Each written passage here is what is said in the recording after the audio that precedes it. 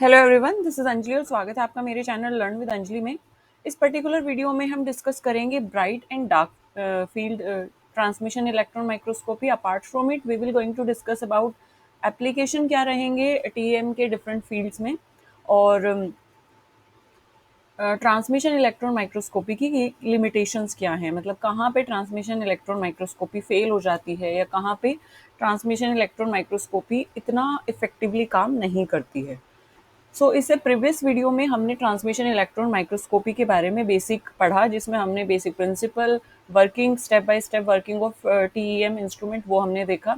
Apart from it we already have discussed about resolution, magnification of TEM and types of TEM. So if you have not check the previous video, please मैं आपको यहाँ पे pin कर दूंगी, आप यहाँ पे जाके प्रीवियस वीडियो को एक बार देख सकते हैं। उससे क्या होगा ना, आपको एक इंट्रोडक्शन जो है टीईएम का वो आइडिया लग जाएगा, और उससे आपको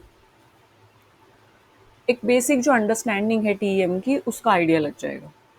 चलिए अभी स्टार्ट करते हैं bright and dark field TM images की। तो bright and dark field TM images क्या होता है, देखिए जैसे टीएम है, टैम में क्या होता है, इलेक्ट्रॉन पास होते हैं, इलेक्ट्रॉन बीम पास होती है अल्ट्राथिन स्पेसिमेन या अल्ट्राथिन सैंपल के थ्रू, और डिफरेंट डिफरेंट जो सैंपल के पार्ट हैं या डिफरेंट डिफरेंट जो इंटरनल स्ट्रक्चर हैं सैंपल के, उसको रिवील किया जाता है, उसको हमें रिवील करता है वो। So this is the basic principle of TM. अब जो टीएम है वो डिफरेंट डिफरेंट तरीके से, एक तरीके से हमें टीएम डिफरेंट तरीके से हमें जो इमेजिंग है, एक तरीके से इंटरनल स्ट्रक्चर है, वो हमें डिफरेंट तरीके से शो करता है।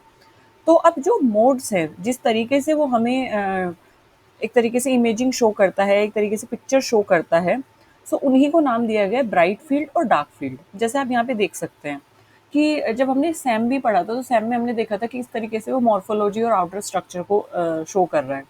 तो उसी तरीके से टीएम भी इस तरीके से हमें इमेजिंग शो करता है, इस तरीके से हमें पिक्चर शो करता है। अब देख सकते हैं यहाँ पे जो पिक्चर है that is in white background, और ये जो पिक्चर है बी वाली, this is in black background. तो इन्हीं को नाम दिया गया है ब्राइट फील्ड और डार्क फील्ड टाइम।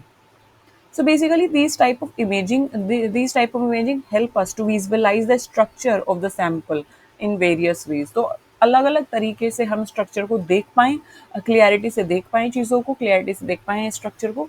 तो उसके लिए ही ब्राइट फील्ड और डार्क फील्ड जो टाइम इमेजेस हैं वो होती हैं। चलिए स्टार्ट करते हैं, मतलब क्या है इनका। जैसे आप यहाँ पे देख सकते हैं, one of the main difference between bright and dark field mode is electron population are use to construct the time images.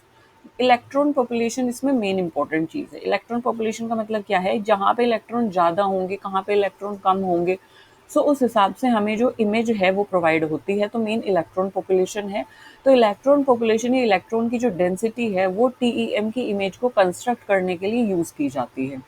अब होता क्या है कि ब्राइट और डार्क फील्ड दो तरीके के मोड हैं, जिस तरीके से जो इमेजिंग है, पिक्चर्स है, जो फोटोज हैं, वो हमें शो होती हैं डिस्प्ले पे। लेकिन इसमें भी सबसे ज़्यादा पॉपुलर, सबसे ज़्यादा most common image generation mode जो है टीईएम में, वो है ब्राइट फील्ड।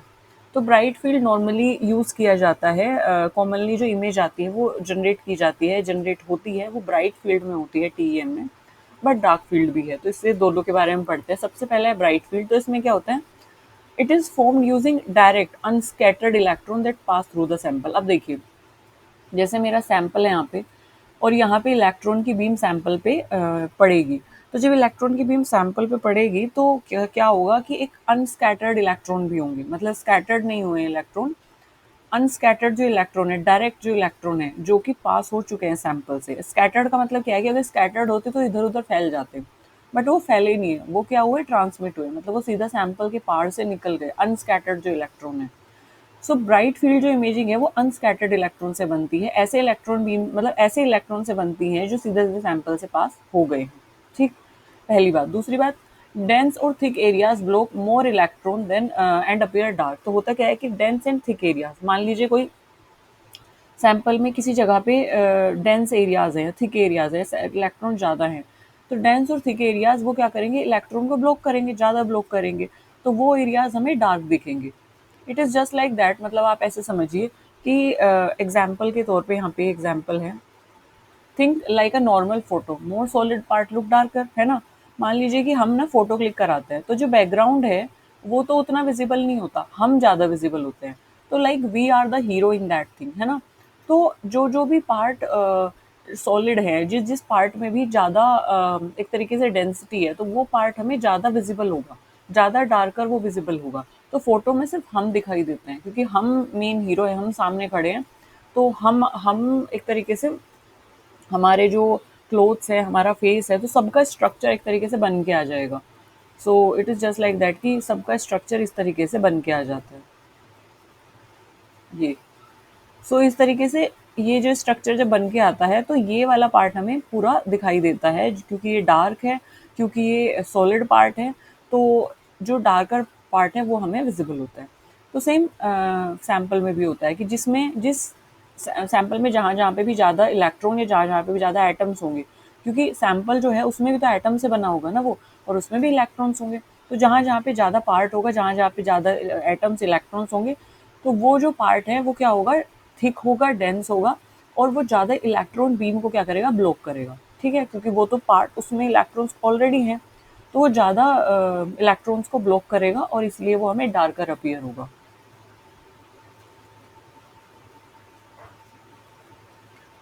सो वो पार्ट हमें क्या होगा, डार्कर अपीयर होगा। तो आप देख सकते हैं, अगर मैं ब्राइट फील्ड इमेजिंग की बात करूं, तो सबसे फर्स्ट जो है this A imaging, this one.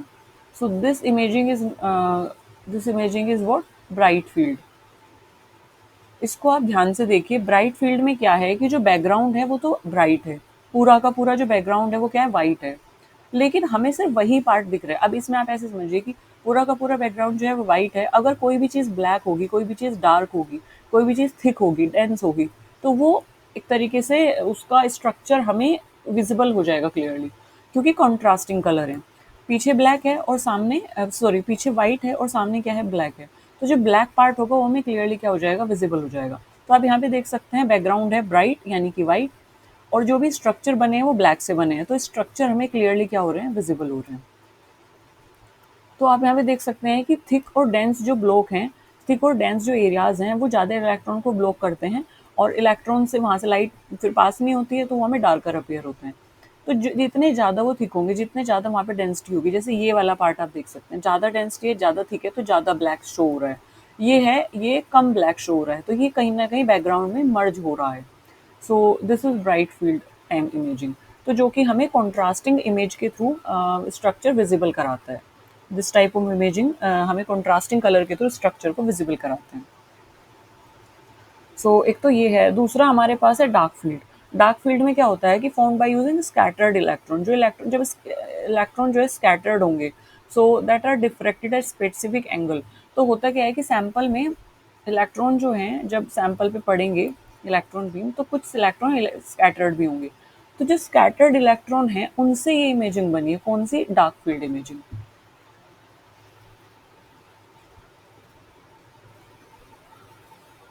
So scattered electron से that are diffracted at specific angle, तो वहां से बनी है डार्क फील्ड इमेजिंग।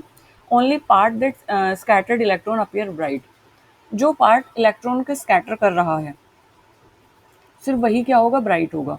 आपने सेम में भी पढ़ा था, जब इलेक्ट्रॉन वहां पे स्कैटर्ड होते हैं ज्यादा इलेक्ट्रॉन से, तो वो पार्ट हमें कैसा शो हो रहा था, ब्राइट शो हो रहा था, है ना, याद है ना। तो जो पार्ट इलेक्ट्रॉन को स्कैटर करेगा सिर्फ वही क्या होगा, ब्राइट शो होगा।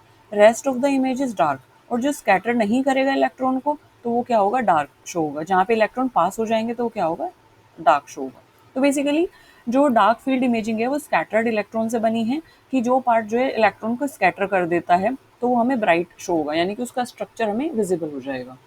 तो जैसे कि आप देख सकते हैं, जैसे कि एग्जाम्पल के तौर पे, like stars at night only shiny scattered bits are visible. रात में क्या होता है, अंधेरे में, आप इसको ध्यान से समझिए। देखो, आसमान है, मान लीजिए आसमान है, तो आसमान में क्या होता है, पूरा का पूरा जो एरिया है in that, why this is not, I don't know, okay. So in that sky, पूरा का पूरा जो एरिया है वो क्या होता है, ब्लैक होता है ना। लेकिन पूरे के पूरे वो जो ब्लैक स्काई है वहाँ पे, आई होप कि इसको मैं कम्प्लीटली फिल कर पाऊँ। Yes, now it is this is completely fill. So पूरा का पूरा जो स्काई है वो ब्लैक विजिबल होगा। क्यों ब्लैक विजिबल होगा? क्योंकि वहाँ पे कोई भी स्कैटरिंग चीज़ नहीं है। तो वहाँ पे हमें व्हाइट कलर की जो भी डॉट्स होंगी वो ईज़िली विजिबल हो जाती है। क्यों? क्योंकि बैकग्राउंड जो है वो क्या है? ब्लैक है। तो सेम यहाँ पे भी है। तो आप यहाँ पे देख सकते हैं कि बैकग्राउंड है आपका ब्लैक, बिल्कुल जैसे कि डार्क फील्ड इमेज में होता है, और उस पे जो भी वाइट डॉट्स होंगे वो ईजिली हमें विजिबल हो जाते हैं। ठीक है, क्यों विजिबल हो जाते हैं? क्योंकि ये जो वाइट डॉट्स हैं ना, ये शाइनी स्टार्स हैं। ये शाइनी स्टार्स हैं। तो जितना ज़्यादा लाइट को स्कैटर करेंगे ना, उतना ज़्यादा दिखेंगे, समझ रहे हो? जितना ज़्यादा लाइट को स्कैटर करेंगे उतना ज़्यादा दिखेंगे, क्योंकि ये शाइनी है। तो ब्लैक बैकग्राउंड पे लाइट को स्कैटर करके आराम से दिख रहे हैं। तो सिमिलर चीज़ आपकी डार्क फील्ड टीएम इमेजेस में भी होती है। तो जो बैकग्राउंड है वो तो ब्लैक होता है। अब जो भी स्कैटर्ड इलेक्ट्रॉन होंगे, क्योंकि लाइट को उन्होंने स्कैटर किया, एक तरीके से वो स्कैटर हुए, लाइट जो है रिफ्लेक्ट हुई, तो जो स्कैटर्ड इलेक्ट्रॉन है वो क्या होते हैं? हमें वाइट अपीयर होते हैं।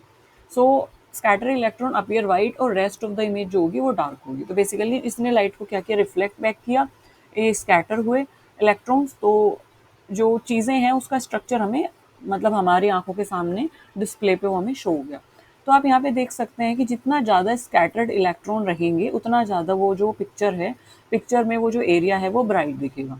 जितना ज़्यादा स्कैटर रहेंगे उतना ज़्यादा पिक्चर में एरिया ब्राइट दिखेगा। कम अगर स्कैटरिंग होगी तो यहाँ पे जैसे आप देख सकते हैं ये वाला भी स्ट्रक्चर है, ये वाला यहाँ पे भी है, यहाँ पे।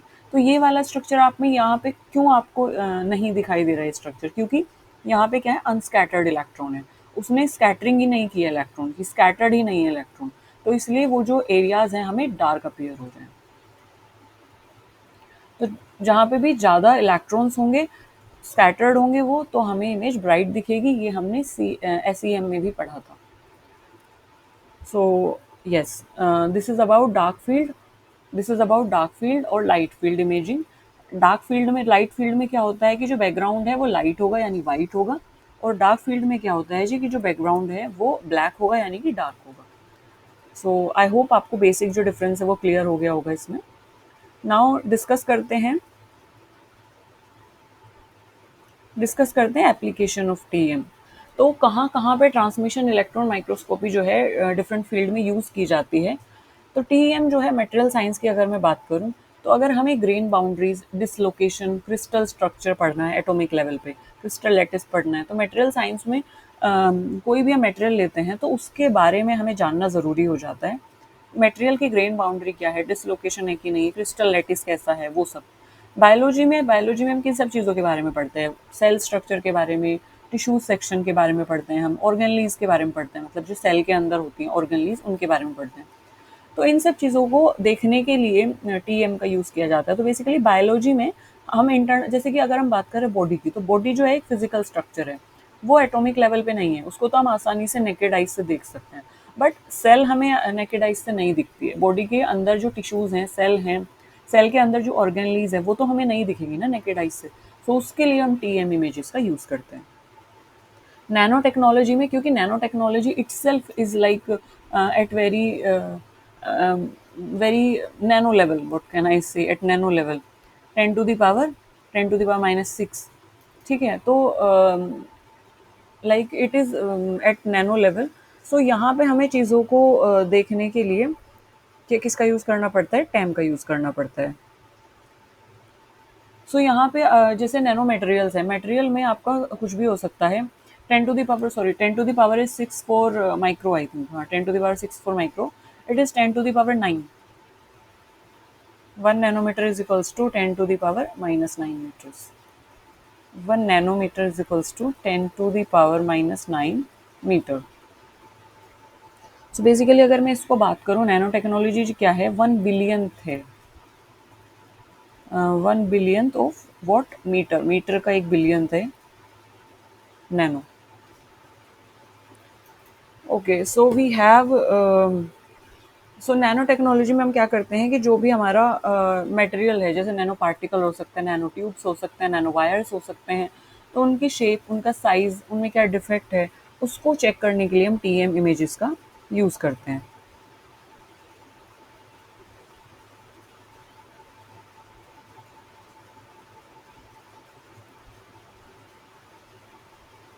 केमिस्ट्री में हम यूज़ करते हैं कैटालिस्ट और रिएक्शन प्रोडक्ट को देखने के लिए नैनो स्केल रेजोल्यूशन पे, कि एटॉमिक लेवल पे लाइक एटॉमिक लेवल पे क्या रिएक्शन प्रोडक्ट बना है और किस तरीके से रिएक्शन हो रही है, तो हम यूज़ करते हैं टीएम देखने के लिए केमिस्ट्री में, टीएम से इमेज देखने के लिए। फिजिक्स में हम यूज़ करते हैं crystal lattice, magnetic domain, quantum dots को देखने के लिए। फोरेंसिक साइंस में, फोरेंसिक साइंस इज बेसिकली कि जहाँ पे हम क्राइम इन्वेस्टिगेशन सीन्स को देखने के लिए इसका यूज़ करते हैं। सो जैसे आप देख सकते हैं कि डिफरेंट डिफरेंट फील्ड में किस तरीके से टीएम इमेजेस जो है यूज़ की जाती हैं। अगर मैं बात करूं फोरेंसिक की, फोरेंसिक का मतलब क्या होता है? फोरेंसिक का मतलब होता है कि that is the science of criminal and civil laws. मान लीजिए कोई क्राइम हुआ है, तो क्रिमिनल जो रिकॉर्ड है उसको देखने के लिए और किस तरीके से क्राइम हुआ है, तो जैसे हम फिंगरप्रिंट चेक करते हैं, क्राइम सीन को इन्वेस्टिगेट करते हैं, मेटल वहाँ पे कौन सा मिला, कोटिंग कौन सी थी उस पे, ट्रेस एविडेंसेस क्या हो सकते हैं। सो वो सब हम देखने के लिए इसका यूज़ करते हैं। अगर मैं बात करूँ बायोलॉजी में, तो डीएनए एनालिसिस हम देखते हैं। केमिस्ट्री में हम देखते हैं कि कोई पॉइजनस ड्रग तो नहीं मिली है वहाँ पे। तो मतलब ये सब चीज़ें हम देखने के लिए, कहीं पे अगर क्राइम हुआ है तो वहाँ पे जो जो भी एविडेंस है, जो जो भी सबूत हैं, उनको देखने के लिए हम यूज़ करते हैं टीएम इमेजेस का, ताकि हमें इंटरनल स्ट्रक्चर जो है चीज़ों के वो विजिबल हो और फिर वहाँ से हम कोरिलेट कर सके कि कब क्राइम हुआ होगा, किसने किया होगा, समथिंग लाइक दिस। मेडिसिन में हम यूज़ करते हैं वायरस, बैक्टीरिया और डिजीज़ रिलेटेड सेलुलर चेंजेस देखने के लिए। मतलब जो मेडिसिन है उनको हम टेस्ट किस पे करते हैं? टेस्ट करते हैं ना, लाइक हम उनको मान लीजिए फंजाई पे टेस्ट कर रहे हैं, बैक्टीरिया पे टेस्ट कर रहे हैं, तो सेल्यूलर लेवल पे क्या चेंजेस आ रहे हैं। बैक्टीरिया, अगर हमने कोई मेडिसिन यूज़ की है बैक्टीरिया के अगेंस्ट, या अगर हमने किसी मेडिसिन को बनाया है एंटीबायोटिक बैक्टीरिया से, तो सेल्यूलर लेवल पे क्या क्या चेंजेस हुए हैं। अगर हम किसी को दे रहे हैं मेडिसिन, किसी लाइक टेस्ट कर रहे हैं किसी एनिमल पे, या अगर हम ह्यूमन की बॉडी में मेडिसिन को इंजेक्ट करके टेस्ट कर रहे हैं, तो सेल्यूलर लेवल पे क्या चेंजेस आए हैं, कि सेल्स में क्या चेंजेस आए हैं मेडिसिन लेने की वजह से। तो वो सब हम देखते हैं टीएम से। सेमीकंडक्टर इंडस्ट्री में हम जो ट्रांजिस्टर लेयर्स होती हैं और जो चिप्स होती हैं उनमें क्या डिफेक्ट्स हैं, उनको फाइंड आउट करने के लिए, देखने के लिए सेमीकंडक्टर इंडस्ट्री में हम यूज़ करते हैं टीएम इमेजेस का। अपार्ट फ्रॉम इट, लिमिटेशंस की अगर मैं बात करूँ, तो ट्रांसमिशन इलेक्ट्रॉन माइक्रोस्कोपी के लिमिटेशंस क्या हैं? सबसे पहली बात, क्योंकि ट्रांसमिशन इलेक्ट्रॉन माइक्रोस्कोपी का इंस्ट्रूमेंट भी जैसे आपने देखा होगा, मैं एक बार फिर से आपको दिखा देती हूँ। As you can see in the picture, ये एनालिटिकल टैम है और ये क्रायो टैम है। तो आप देख सकते हैं कि काफ़ी अच्छा खासा इंस्ट्रूमेंट है, काफ़ी स्पेस भी ये ऑक्यूपाई करेगा। तो इंस्ट्रूमेंट में सेंसर्स लगे हैं, इंस्ट्रूमेंट डिस्प्ले पे हमें सेलुलर लेवल की इमेजेस या एटॉमिक लेवल रेजोल्यूशन की इमेजेस को शो करता है। तो ऑब्वियस सी बात है, इसमें जो सेंसर्स होंगे ये बहुत कॉस्टली होंगे, और electron beam, electron gun itself is like very costly. So होता क्या है कि इसके जो भी पार्ट्स होते हैं, जैसे आप वर्किंग में पढ़ा होगा आपने कि इलेक्ट्रॉन गन है, और anode, magnetic lens, sample stage, projection lens, imaging plate. So like different different parts जो हैं, और इटसेल्फ इसमें प्लास्टिक और जो मेटल जो भी यूज़ हुए हैं, तो ये इसको बहुत एक्सपेंसिव और कॉम्प्लेक्स बना देते हैं। तो टीएम जो इंस्ट्रूमेंट है वो क्या होता है, कॉस्टली होता है और कॉम्प्लेक्स भी है। मतलब इसका जो वर्किंग है वो कॉम्प्लेक्स है। तो इसको ऑपरेट करने के लिए कितने रेजोल्यूशन पे कौन सी इमेज आएगी, मैग्नीफिकेशन कितना रहेगा, इलेक्ट्रॉन गन जो है, इलेक्ट्रॉन को बोम्बार्ड कितने टाइम तक कराना है। सो इसके लिए हमें स्किल्ड ऑपरेटर्स की ज़रूरत होती है। मतलब ऐसे पर्सन्स की ज़रूरत होती है जो कि स्किल्ड हों, जिनको टीएम के बारे में पता हो, जिनको ऑपरेट करना आता हो, जिनको ये पता हो कि कैसी कंडीशंस में हमें सैंपल को रखना है, सैंपल प्रिपरेशन जिनको पता हो, मेंटेनेंस जिनको पता हो। तो ऐसे स्किल्ड ऑपरेटर्स की ज़रूरत होती है, जिसके लिए इटसेल्फ रिक्वायर्ड मनी, जिसके लिए पैसे की ज़रूरत होती है। Apart from it, it requires ultra thin sample. तो जैसे मैंने बताया, अल्ट्रा थिन सैंपल्स इसमें प्रिपेयर करना होता है, ताकि जो इलेक्ट्रॉन बीम है वो इजीली जो सैंपल है उसके अंदर से पेनिट्रेट करें, उसके अंदर से पास करे, ट्रांसमिट हो, और हमें जो स्ट्रक्चर है वो विजिबल हो। तो इसके लिए हमें अल्ट्रा थिन सैंपल की ज़रूरत होती है, जैसे कि 100 नैनोमीटर से एक तरीके से भी, like we need at nanometre level sample, कि हमें नैनोमीटर की रेंज में सैंपल्स चाहिए।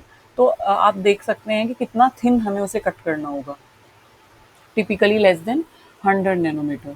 सो ऐसा सैंपल प्रिपेयर करना थोड़ा सा ट्रिकी हो जाता है, डिफ़िकल्ट हो जाता है। तो बेसिकली सेकंड जो इसका लिमिटेशन आ जाता है वो ये आता है कि सैंपल प्रिपरेशन जो है बहुत ही कॉम्प्लेक्स है यहाँ पे। Time consuming sample preparation, time consuming इसलिए बोला क्योंकि सैंपल प्रिपरेशन जो है स्पेशली बायोलॉजिकल सैंपल या डेलिकेट सैंपल के लिए हमें उसे माउंटिंग करना होता है, स्टेनिंग करना होता है और हमें उसे फिक्सिंग करना होता है, fixing, staining, mounting and then ultra thin उसे कट करना होता है। तो बेसिकली बहुत सारे जो स्टेप्स हैं सैंपल प्रिपरेशन के वो बढ़ जाते हैं in case of biological sample. हम वो इसीलिए करते हैं बायोलॉजिकल सैंपल के साथ क्योंकि वो डेलिकेट मटेरियल होते हैं और ताकि वो ख़राब ना हो इलेक्ट्रॉन बीम से, तो इसलिए हमें थोड़े एक्स्ट्रा स्टेप उसमें करने होते हैं। तो इसलिए टाइम कंज्यूमिंग है कहीं न कहीं sample preparation. Vacuum requirement, TM जो है हाई वैक्यूम कंडीशन के अंदर वर्क करता है। मतलब कि जब हम सैंपल को प्लेस कर रहे हैं तो वहाँ पे जो कंडीशन होनी चाहिए वो वैक्यूम कंडीशंस होनी चाहिए। सो वैक्यूम कंडीशन जो है वो नॉट सुटेबल फॉर वोलेटाइल और हाइड्रेटेड सैंपल। तो वैक्यूम कंडीशन जो है ऐसे सैंपल जो वोलेटाइल है, मतलब कि जैसे एसीटोन है, जैसे इथेनॉल है, जैसे टोल्यूइन है, फॉर्मेल्डिहाइड्स हैं। तो वोलेटाइल जो सैंपल है जो कि रूम टेम्परेचर पे इजीली इवेपोरेट हो जाता है उन सैंपल्स के लिए, और हाइड्रेटेड सैंपल्स मतलब जिन सैंपल्स में पानी है जो ड्राई नहीं है, तो ऐसे सैंपल के लिए वैक्यूम कंडीशन सुटेबल नहीं है। रेडिएशन डैमेज हो सकता है, इलेक्ट्रॉन बीम जो है वो सेंसिटिव सैंपल्स को डैमेज कर सकती हैं, स्पेशली बायोलॉजिकल सैंपल। जैसे हम टिश्यू की या सेल की इमेजिंग करना चाहते हैं, या अगर हम उनको चाहते हैं कि हम उनका इंटरनल स्ट्रक्चर देखें बायोलॉजिकल सैंपल का, तो उनके लिए हम अलग से स्पेशली क्रायोटैम का यूज़ करते हैं अगर वो फ्रोजन स्टेट में है तो। क्योंकि बायोलॉजिकल सैंपल्स के साथ क्या होता है वो बड़े डेलिकेट होते हैं, तो इलेक्ट्रॉन बीम जब उन पे बॉम्बार्ड होंगी, जब इलेक्ट्रॉन बीम जो है हाई एनर्जी के साथ बॉम्बार्ड होंगी बायोलॉजिकल सैंपल्स पे, तो क्या होगी वो उसको डैमेज कर सकते हैं सेंसिटिव सैंपल्स को। Small field of view, TM provide high resolution image. TM जो है हमें हाई रेजोल्यूशन इमेज तो प्रोवाइड करता है, बट क्या करता है सिर्फ बहुत थोड़े सैंपल एरिया की प्रोवाइड करता है। अब जैसे आप देख सकते हैं कि टीएम में जो सैंपल होता है वो हार्डली कुछ लाइक उसका कुछ सेंटीमीटर का जो सैंपल है वो हम वहाँ पे पुट करते हैं, तो बहुत ही कम सैंपल एरिया का टीएम प्रोवाइड करता है इमेज। रेजोल्यूशन हाई होगा no doubt, but yes sample area जो है वो हमें ज़्यादा कवर नहीं करेगा। आर्टिफैक्ट्स की अगर मैं बात करूँ तो आर्टिफैक्ट्स फ्रॉम स्टेनिंग, कॉन्टामिनेशन और प्रेप कैन मिसलीड इंटरप्रिटेशन। तो जैसे कि हम स्टेनिंग करते हैं तो स्टेनिंग के दौरान, कॉन्टामिनेशन प्रिपरेशन के दौरान जो भी हम सैंपल प्रिपरेशन के दौरान जो भी स्टेप्स कर रहे हैं, तो इट माइट बी पॉसिबल कि वहाँ पे कॉन्टामिनेशन के चांसेस हो सकते हैं, और ये स्टेप्स जो है कॉन्टामिनेशन की वजह से जो इंटरप्रिटेशन है, जो इमेजिंग आई है उसको क्या कर सकते हैं, चेंज कर सकते हैं, मिसलीड कर सकते हैं, या फिर मतलब कॉन्टामिनेशन के चांसेस होने की वजह से इमेजिंग में कुछ मिसलीडिंग के चांसेस आ सकते हैं। मतलब कॉन्टामिनेशन भी इमेजिंग में शो होगा तो कहीं ना कहीं सैंपल कॉन्टामिनेट हो सकता है। नो कलर इन्फॉर्मेशन, जैसे अभी अभी मैंने आपको दिखाया कि देर आर लाइक टीएम जो है दो तरीके से इमेज प्रोवाइड करता है। There are two modes of showing images from TEM, एक है ब्राइट फील्ड और दूसरा है डार्क फील्ड। तो जैसे आप देख सकते हैं कि ब्राइट फील्ड और डार्क फील्ड है तो ग्रे स्केल पे इमेज दिखाता है, मतलब या तो ब्राइट है या तो डार्क है, तो स्केल जो है एक तरीके से ग्रे हो जाती है। ब्राइट और डार्क को अगर हम मिलाए तो ग्रे स्केल, तो ग्रे स्केल पे टीएम में इमेजेस शो होती हैं। Element need additional techniques like edX. तो अगर हमें एलिमेंटल एनालिसिस देखना है कि कौन सा एलिमेंट जो है वो पर्टिकुलर सैंपल में है और कितनी कॉन्सेंट्रेशन में है, इंटेंसिटी क्या है, सो ये हम देख सकते हैं ईडीएक्स से, that is energy dispersive spectroscopy. ये हमने प्रीवियस वीडियो में इसके बारे में डिस्कस किया है। सो एलिमेंटल एनालिसिस के लिए हमें डिफरेंट टेक्निक की ज़रूरत पड़ती है, तो एलिमेंटल एनालिसिस हम टीएम से नहीं कर सकते। तो बेसिकली होता क्या है कि टीएम जो है हमें कलर्ड इमेजेस नहीं प्रोवाइड करता है, और एलिमेंटल एनालिसिस के लिए हमें ईडीएक्स की ज़रूरत पड़ती है जो कि डिफरेंट टेक्निक है। सो ये इसकी लिमिटेशन हो जाती है। एक बार फिर से रिवाइज कर लेते हैं लिमिटेशंस क्या क्या रहेंगी। लिमिटेशंस है कि ये एक्सपेंसिव है, कॉस्टली है, सैम्पल प्रिपरेशन के लिए हमें एडिशनल स्टेप्स करने होते हैं, तो टाइम कंज्यूमिंग सैम्पल प्रिपरेशन है। अपार्ट फ्रॉम इट एक्सपेंसिव और कॉम्प्लेक्स है ये। एंड अल्ट्रा थिन सैम्पल के लिए हमें सैम्पल प्रिपरेशन हमें अल्ट्रा थिन रखनी होती है, तो ये एक तरीके से डिफ़िकल्ट है प्रिपेयर करना। टाइम कंज्यूमिंग सैम्पल प्रिपरेशन है क्योंकि जो भी बायोलॉजिकल सैंपल है उनके लिए अलग और सारे स्टेप्स हमें करने होते हैं। रेडिएशन डैमेज होने के चांसेस हैं यहाँ पे। रेडिएशन डैमेज की वजह से जो सेंसिटिव सैंपल्स हैं वो डैमेज हो सकते हैं। वैक्यूम की रिक्वायरमेंट है टीएम में, तो जो कि वॉलेटाइल और हाइड्रेटेड सैंपल के लिए सूटेबल नहीं है।